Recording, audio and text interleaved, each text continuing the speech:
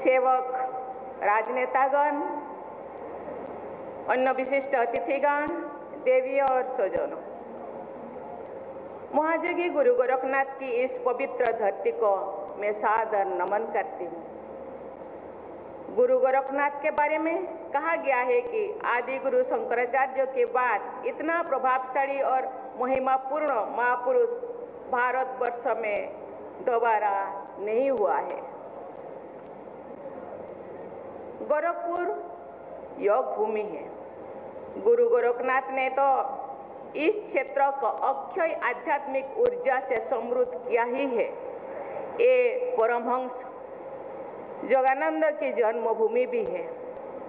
आप सभी भाई बहन ऐसे महान स्थानीय परंपराओं से जुड़े हुए हैं जिनका राष्ट्रीय महत्व है, जिनका पूरी मानवता पर प्रभाव है। ये प्रसन्नता की बात है कि श्री आदिनाथ, श्री वसेंद्रनाथ और श्री गोरखनाथ जी की परंपरा को आगे बढ़ाते हुए गोरखपुर से प्रसारित हुआ नाथ पंथ भारत के कोने कोने में तथा अन्य देशों में भी मानवता के कल्याण में सक्रिय है। तपस्या, साधना और अध्यात्म की ये धरती आत्मगौरव तथा राष्ट्र प्रेम की आधार भूमि भी है। 18वीं सदी के सन्यासी विद्रोह से लेकर के 1857 के स्वाधीनता संग्राम तक गोरखपुर एक नाथ पंथ की योगी जन कल्याण और स्वाधीनता संग्राम के सूत्रधार रहे। इस धरती से बाबू बंधु सिंह और राम प्रसाद बिस्मिल जैसे बलिदानियों की गाथाएं जुड़ी है। गोरखपुर से जुड़ी ऐसे महान विभूतियों को मैं सादर प्रणाम करती हूँ, नमन करती हूँ। लगभग 100 वर्ष से गीता प्रेस गोरखपुर से ने भारत के जनमानस की धर्म और संस्कृति से जुड़ी रखने का महान कार्य किया है। संस्कृत और हिंदी के अलावा अन्य अनेक भाषाएं में गीता प्रेस की प्रकाशन उपलब्ध है। ओडिया भागवत के नाम से विख्यात अति बड़ी जगन्नाथ दास द्वारा रचित भागवत महापुराण को ओडिशा के लोग बड़े सम्मान से पढ़ते हैं। ओडिया भागवत का प्रकाशन और प्रसार भी गीता प्रेस गोरखपुर द्वारा किया गया है। कल शाम को मुझे श्री गोरखनाथ जी मंदिर से मैं दर्शन करने का मौका मिला, पूजन करने का मौका मिला, तो वहाँ मुझे ओडिया भाषा में गीता प्रेस गोरखपुर द्वारा प्रकाशित शिव पुराण और भागवत की प्रतियां भेंट की गई है। वे पुस्तकें मेरे पास गोरखपुर की अमूल्य सौगात और स्मृति के रूप में सदैव संरक्षित होकर के रहेगा। मुझे ये जानकर बहुत प्रसन्नता हो रही है कि विगत कुछ वर्षों में गोरखपुर में इंफ्रास्ट्रक्चर का बहुत तेज गति से विकास हो रहा है। गोरखपुर इंडस्ट्रियल डेवलपमेंट अथॉरिटी यानी गीडा की गतिविधियों से बड़े पैमाने पर विस्तार हुआ है। यहाँ के टेराकोटा के कलात्मक उत्पादन देश विदेश में निरंतर और अधिक लोकप्रिय हो रही है।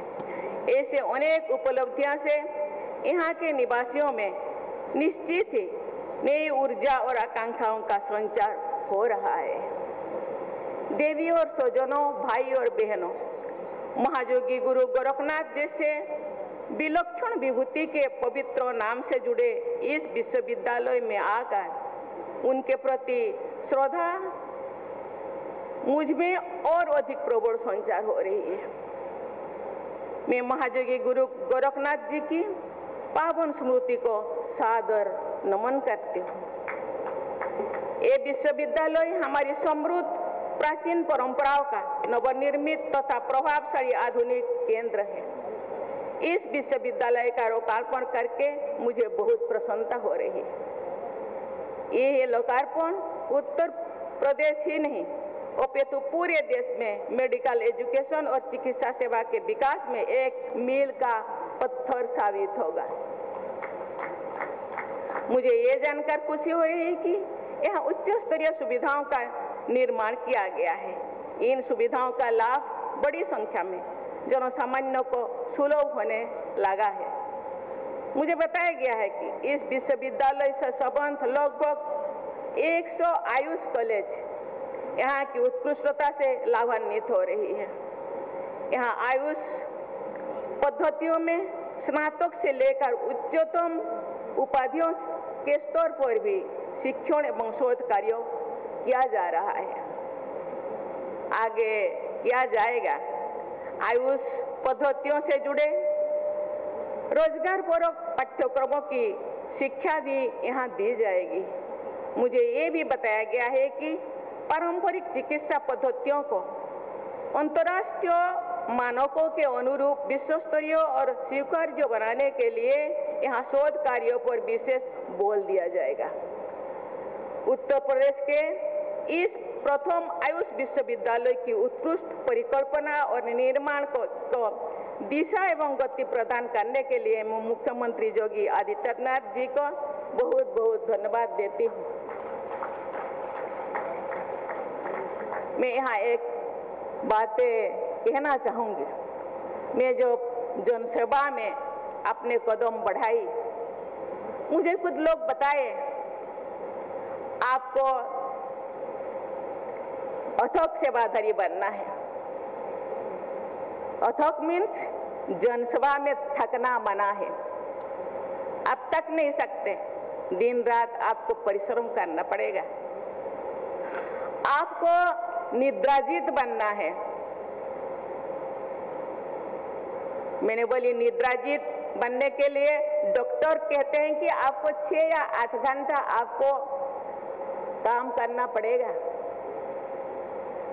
सोना पड़ेगा, नहीं तो आपकी बॉडी आपको साथ नहीं देगा। लेकिन योगी आदित्यनाथ आदरणीय मुख्यमंत्री जैसे एक जोगी लोग कहते हैं नहीं, निद्रा को जय करने के लिए आपको और अपने को सशक्त बनाने के लिए, फिजिकली और मेंटली सशक्त बनाने के लिए आपको योग करना होगा। योग करने से 8 घंटा का जो नींद आपको 3 घंटे में ही पूरा होगा। मैं धन्यवाद देना चाहती हूँ उनका अथक परिश्रम, जनता के प्रति समर्पण भाव,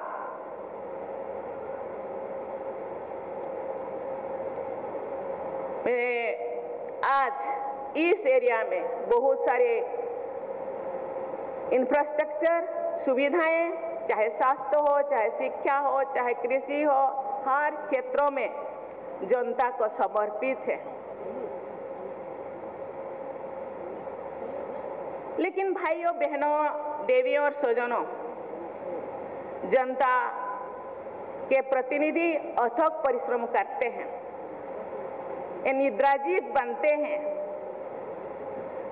जनता के सुविधा के लिए सुख सुविधा पहुंचाते हैं। लेकिन जिन इंस्टीट्यूट को, जिन संस्था को बना रहे हैं, उधर के जो अधिकारी, डॉक्टर या नर्स, उनको भी अथक बनना है, निद्राजीत बनना है और जनता का सेवा करना है। ये जिस दिन इस क्षेत्र में कदम रखने के लिए मनस्थ करते हैं, चिंतित करते हैं, उस दिन उनको डिसाइड करना होगा कि मुझे जिस क्षेत्र में कदम रखने के लिए, उस दिन वो प्रॉमिस करते हैं कि मुझे अथक बनना है। लेकिन सही जिंदगी में हमको सोचना होगा, मैं सही महीने में वही काम करती हूँ जो जिस दिन मैं इस संस्था में काम करने के लिए मैं आई, खुद को सोचना होगा। इसीलिए मैं सभी को, जितने डॉक्टर्स, जितने नर्सेस, जितने सेवादारी को, ये आप लोग जीवनदायिनी है। जीवन जीने के लिए सुविधा जोगी जी जैसे, मंत्री जैसे, राज्यपाल जैसे संस्थाएं आपको दे देते हैं, लेकिन उस संस्था का जो प्रयोग आपके हाथों हो रही है, इसीलिए क्योंकि हम भी भाइयों बहनों और देवियों स्वजनों, हम भारत की संतान हैं, इसीलिए हम बहुत ही भाग्यशाली हैं। कहा जाता है कि भारत योगी ऋषियों की भूमि है। कहा जाता है योगी और उनके हम दायाद है, उत्तर पीढ़ी है। कहा जाता है योगी ऋषि 300 साल, 400 साल, 200 साल जीते थे। कहा जाता है ये जो शरीर पंचभूतों से तैयारी हुआ है, जल, स्थल, आकाश, ये जिस चीज को हम अभी लेते हैं, इसीलिए ऋषि बागभट कहते हैं जिंदगी जीने के लिए उसको जो पूछा गया, उसको पूछते हैं कि जिंदगी स्वस्थ रखने के लिए क्या चाहिए। हितभुक, ऋतभुक और मितभुक। हितकर, मित और सात्विक। आज जिस चीज को आदरणीय राज्यपाल ने बोले, इसीलिए हमको ध्यान देना होगा। आज हम लोगों के पास संसाधन है, हम लोगों के पास बहुत सारे सुविधाएं हैं, लेकिन सही मायने में हर सुविधा को हम अपने शरीर के लिए यूज करें, यूटिलाइज करें, और जो यूटिलाइज करेंगे हम लोगों का स्वास्थ्य ठीक महीने में स्वस्थ रहेगा। इसीलिए आज जो भी स्कूलें हैं, कॉलेजेस हैं, वो सही है। मैं धन्यवाद देना चाहती हूँ प्रधानमंत्री नरेंद्र मोदी जी को।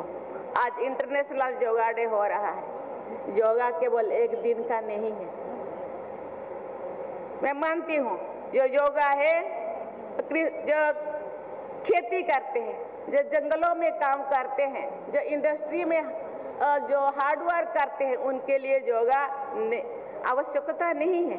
लेकिन जो ऑफिस में काम करते हैं, जो फिजिकल वर्क बहुत कम करते हैं, उनका योगा आवश्यक है। खान पान, हर चीज का जो सही परिमाण होना चाहिए। इसीलिए भारत के वो पूर्वजों मुनि ऋषि, उनका हम दायाद कहता है, हम उत्तर पीढ़ी कहलाते हैं, तो उनका मान रखना है। आज भारत का डंका सारा विश्व में बाज रहा है, लेकिन उसी चीज को आगे बढ़ाने के लिए हम पूरा भारतवासी इस चीज को ध्यान में रखना है। हम लोगों को कहते हैं कि स्वास्थ्य ही संपदा, क्योंकि स्वास्थ्य ठीक रहेगा तो फिर भारत को आगे बढ़ाने के लिए जो हम सपना देखते हैं कि 2047 तक हम विश्व गुरु बनेंगे, विकसित भारत बनेगा, तो इसी के लिए आज से हम लोगों को प्रयास करना होगा। और इसी संस्था वो एक माध्यम होगा, और जितने भी संस्थाएं, एजुकेशन संस्थाएं हो, इंस्टीट्यूशन हो, या हेल्थ इंस्टीट्यूशन हो, या कोई भी इंस्टीट्यूशन हो, वो उसका माध्यम है। जिस चीज को यहाँ के मुख्यमंत्री और बहुत सारे मंत्रियां ये हम लोगों के लिए सुविधा दे रहे हैं।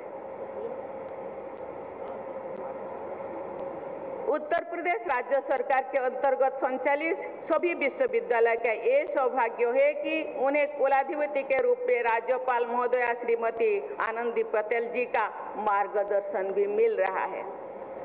देवियों और स्वजनों, आयुर्वेद, योग, प्राकृतिक चिकित्सा तथा सिद्ध जैसे भारत की पुरातन प्राणियों में समग्र और सार्थक जीवन जीने का वैज्ञानिक पद्धति बताया गया है। 100 वर्षों से भी अधिक आयु तक सभी इंद्रियों को समर्थ बनाए रखने तथा स्वावलंबी बने रहने के लिए प्राचीन जो पदार्थ ये प्रमाणित करती है कि आयुर्वेद, योग एवं प्राकृतिक चिकित्सा पर आधारित हमारी पारंपरिक जीवन शैली बहुत ही अच्छा था। उसको हम लोगों को फॉलो करना पड़ेगा। हम दवा खाने के बाद भी हम लोगों को स्वस्थ रहने के लिए उसी परंपरा को हमको फॉलो करना पड़ेगा। आयुर्वेद पर आधारित हमारी प्राचीन जीवन शैली में दिनचर्या, ऋतुचर्या और रात्रिचर्या पर बहुत ध्यान दिया जाना चाहिए। संतुलित आहार, विहार और विचार को महत्व दिया जाता था, अभी भी हमको देना चाहिए। हमारे यहाँ आरोग्य को धर्म, अर्थ, कामों तथा मोक्षों की उत्तम आधारशिला माना गया है। आयुर्वेद हमारी धरती से जुड़ा हुआ है। हमारे खेतों में, हमारे जंगलों में औषधियों, वनस्पतियों और जड़ी बूटियों का खजाना आज भी मौजूद है। इन पर आधारित आसोप और अरिष्ट औषधियों की कोई एक्सपायरी डेट नहीं है। हम जो एलोपैथी दवा लेते हैं, कभी कभी उसका एक्सपायरी डेट होता है, लेकिन आयुर्वेद में कोई एक्सपायरी डेट नहीं है। इससे आयुर्वेद चिकित्सा पद्धति की आश्चर्यजनक वैज्ञानिकता का प्रमाण मिलता है। देवी और स्वजनों, वसुधैव कुटुंबकम की सर्वसमावेशी एवं उपयोगी दृष्टि के आधार पर हमने विदेश में उत्पन्न हुई चिकित्सा पद्धतियों को भी आयुष पद्धतियों में शामिल किया है। आज यूनान तथा मध्य एशिया के देशों में यूनानी चिकित्सा पद्धति का उतना उपयोग नहीं होता है जितना कि भारत में होता है। जर्मनी में विकसित हुई होम्योपैथी चिकित्सा को हमारे देश ने पूरी तरह अपना लिया है। वर्ष 2014 में केंद्र सरकार ने तथा वर्ष 2017 से उत्तर प्रदेश सरकार ने आयुष विभागों की स्थापना करके देश विदेश की इन सभी उपयोगी पद्धतियों के नई ऊर्जा के साथ प्रोत्साहित किया है। ये प्रोत्साहन निरंतर आगे बढ़ रहा है। इस विश्वविद्यालय का ये लोकार्पण समारोह आयुष पद्धतियों के पुनर्जागरण का एक महत्वपूर्ण उत्सव है। आयुष में समाहित आयुर्वेद, योग और सिद्ध पद्धतियां विश्व समुदाय को भारत की अनमोल सौगात है। आयुर्वेद का जनक भगवान धन्वंतरि को माना जाता है। चरक को काय चिकित्सा का एक सुश्रुत को शिल्प चिकित्सा का प्रवर्तक जाना जाता है। बाघभट जैसे आयुर्वेदाचार्य ने मानव कल्याण के लिए प्रचुर ज्ञान राशि का सृजन किया है। विद्वानों की मान्यता है कि नाथ परंपरा के रोगियों ने चिकित्सा के लिए खनिजों और धातुओं पर आधारित भस्म के प्रभावी और सर्वथा सुरक्षित ये प्रयोग किए थे। हठ योग की प्रतिष्ठा करके महायोगी गोरखनाथ ने राष्ट्र के समग्र पुनर्जागरण को कार्य किया है। उसका प्रभाव अद्वितीय भी है। योग के क्षेत्र में गुरु गोरखनाथ की महानता को समझाने के लिए गोस्वामी तुलसीदास जी ने कहा था, गोरख जगाए जग, अर्थात गुरु गोरखनाथ ने योग की परंपरा को फिर से जगाया था। उन्होंने जनभाषा के माध्यम से साधकों में ही नहीं बल्कि जनसाधारण में भी हठ योग का व्यापक प्रचार प्रसार किया था। देवियों और स्वजनों, विगत 21 जून को विश्व के अनेक देशों ने उत्साहपूर्वक अंतर्राष्ट्रीय योग दिवस मनाया गया है।